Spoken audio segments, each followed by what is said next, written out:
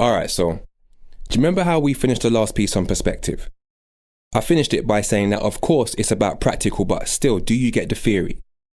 Now, I thought about that after, and I basically came to the conclusion that even beyond the theory, we can clearly see that some are still living in fear of the current power structure, or so-called. But then still there are those of us that know who we are, and we know that the blood of kings and queens flows through our hearts, and so we are noble, and that's no bull. We think global but act local. And even though we know how to mould into the social of the colonial, in a moment's notice we can break the mould and still go through with our own rules. We are no fools. Life's experience plus certain spiritual practices provide that real soul food. So somebody tell me why so many still allow so few to exercise their tyranny.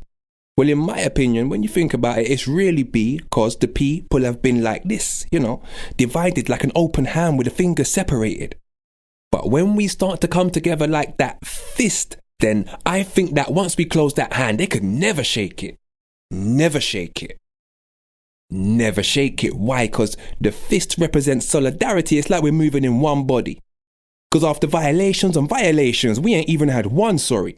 That's why a lot of us have got a little time for debating with the views of the ungodly or waiting for help from anyone else. We got to do this ourselves if we want this done properly. You see, the other day someone said to me, imagine if we had our own police for the police when they trouble somebody, instead of appealing to a biased governing body.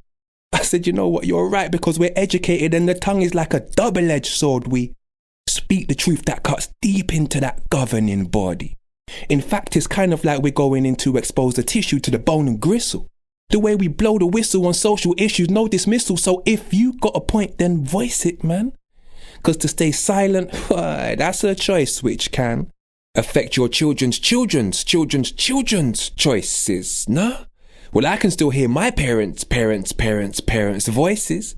Don't you know they can speak to you from within and give guidance? Alright, close your eyes and sit in deep silence. Let the mind just merge with the timeless, that place beyond time and space, because in that place, that's where you'll touch a place in yourself on a whole next level. Because you see, when you go inward, that's when you start placing yourself on a whole next level, because you're less caught up in your thoughts, but you're also less caught in the world, so you won't settle for the bullish on television, all that irrelevance. Because let me tell you this message quick. Well, at least in my opinion. Look, there are certain prejudiced supremacists teamed up with media specialists from which the concentrated effort is to have you concentrate on negative. Who said no, it's not? Yes, it is. Because the more stressed you get, then you think you're making less of a difference than you actually are. Are you getting this? And we need to stop buying it when they're selling this idea that materialism is the answer that holds the most relevance. Because then what do? Run out and consume without second guessing who we're spending with or where they're even investing it. Yes, the world is your oyster, but what you think about the most can still determine what you'll get from it. So back to that point I was just making about being negative. Let me just bring that back and break it down real simple so everybody gets it. If they keep us focused on the negative, then we're going to be more likely to notice more of the negative because that's where the attention is. But then we get in that zone where we walk around and think that the whole world is negative, and that can severely limit the perspective. If, on the other hand, we focus on the positive, then we'll be more likely to notice more of the positive. And that can then help to remove some of the blockages. Because trust me, man, we gotta live. So what is this? Is this me standing here pretending to you that I've got all the answers as if I know best? Definitely not. Is this me standing here pretending to you that I don't have down days as if I'm just way beyond stress?